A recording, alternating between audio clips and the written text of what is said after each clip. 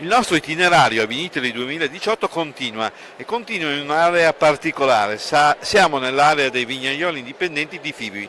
Franca, cosa sono questi vignaioli indipendenti?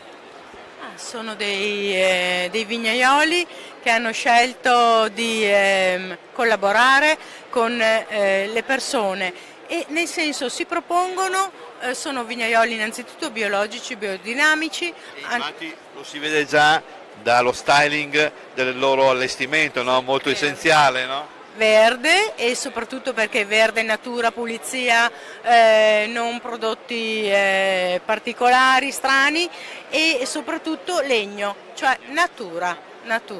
E tu mi hai detto, prima eravamo qui in giro, ho detto ti porto in un posto da un produttore di Prosecco. Io ho detto, ma Prosecco ormai basta, dico. È una chicca No, questa. questa è una chicca, vero? Questa è una chicca che mi è stata consigliata e ho ascoltato questo consiglio e devo dire che ho trovato nel signor Ruggeri una persona veramente piacevole, bravissima, mi ha raccontato la sua storia che è meravigliosa, il suo territorio e poi la degustazione dei vini.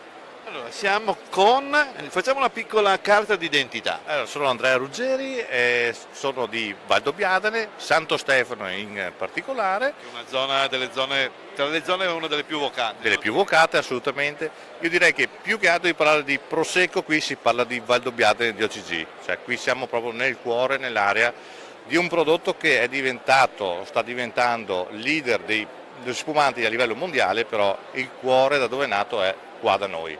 Quindi abbiamo detto la zona dove ci troviamo e diamo anche un po' la dimensione dell'azienda. Io rappresento un'azienda familiare proprio del paese, storica, perché io vengo appunto, mi chiamo Ruggeri, siamo uno dei ceppi più Ho importanti. già sentiti nominali. Sì, e siamo quel ceppo lì.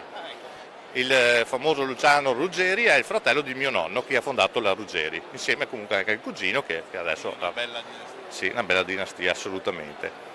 E la nostra è una piccola azienda, noi abbiamo circa 5 ettari e mezzo di proprietà, lavoriamo solo uve nostre, quindi senza fare acquisti di uve da altre parti. Quindi com'è questa filosofia Fivi, vignaioli indipendenti? quella Che che bisognerebbe diciamo, capire un po'. è proprio la filosofia di le aziende che sono artigianali in grado di lavorare dalla partenza delle uve fino al prodotto finale per far sì di dare un prodotto che sia unico.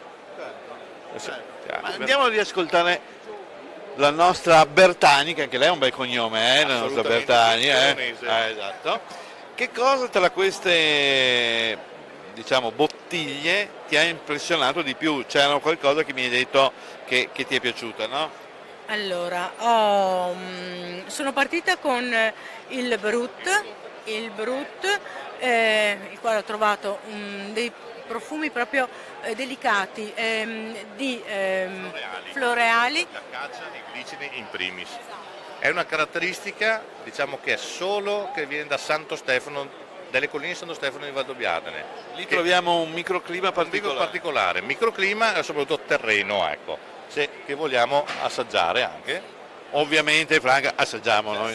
E poi Luigi mi ha colpito una cosa particolare, questa sapidità, ma questa sapidità data da questa pietra, da questo territorio violaceo, che si chiama? Il Salis è una particolare. Ripetiamolo meglio e voglio sentire. Allora, È una una delle caratteristiche dei nostri vini, che si ritrovano in praticamente tutti i nostri vini, è questa sapidità che viene rilasciata proprio dal terreno che noi abbiamo, che nel sottosuolo siamo ricchi in questa argilla che è friabile, che viene detta in dialetto Salis. È un'argilla che ha una colorazione molto molto strana, che va dal viola all'azzurro, è particolarissima. troviamo dentro nel bicchiere. Ecco, Nella bottiglia prima e nella nel bottiglia bicchiere prima dopo. nel bicchiere. Bene, allora io ovviamente pregherei la Franca, che è la sommelier, quindi ha titolo per farlo, di farci una piccola degustazione partendo, penso, dal colore, dai profumi, da questa sapidità, un po' tutto. Allora, i colori sono i colori, questo giallo paglierino e possiamo notare una piccola bolla sottile dà proprio estrema eleganza, estrema finezza e particolarità e qualità. Poi il naso, questo glicine incredibile, Finezza e eleganza. sì, esatto, anche una leggera camomilla per proprio raccontare proprio questo campo fiorito, ecco.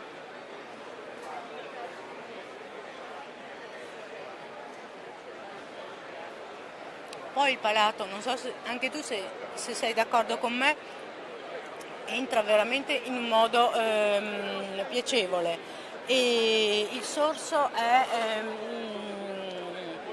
racconta il territorio, questo Direi che sorso. chiama anche già un altro sorso per meglio. Assolutamente. E vorrei dire che questo qua è un Brut, però che ha un residuo zuccherino relativamente basso, siamo attorno ai 6,5 grammi litro, Sì, avevo già intuito che è molto basso, deve essere basso. ma noi preferiamo farlo questo più verso, diciamo, il basso per dare il maggiore equilibrio possibile ed esaltare di più questa sapidità che c'è. Per questa nostra selezione, infatti questo qui è un nostro millesimato, la nostra selezione, andiamo a utilizzare le uve che hanno la maggior maturazione, quindi che hanno una maturazione polifenolica ottimale per avere comunque anche una longevità, che quindi è una cosa che noi puntiamo, ma anche per avere una minore acidità che ci può permettere di avere un residuo così basso, perché altrimenti non andrebbe a essere sostenuta questo equilibrio. Certo. Io direi a questo punto, se abbiamo scatenato la vostra curiosità nell'approfondire questa conoscenza, questa degustazione, di dare un indirizzo mail o un sito, avete anche il sito dove potete trovare ovviamente l'azienda. Voi fate anche degustazioni in azienda, Sì, possono certo, venire i nostri spettatori? Noi abbiamo, la nostra azienda è proprio una zona di accoglienza per accogliere tutti i visitatori. Allora, vi troviamo in internet all'indirizzo? www.ruge.it e per l'email inforuge@it. E naturalmente avremo anche un profilo Facebook. Sì, anche il profilo Facebook è sempre ruge.it. Benissimo, a questo punto se abbiamo scatenato la curiosità di tutti non ci resta altro che andarli a trovare, fare il cincin finale È un piacere per in bocca al me lupo. e vi aspetto in cantina. Cin Franca, cin a voi. E sì, evviva! Evviva!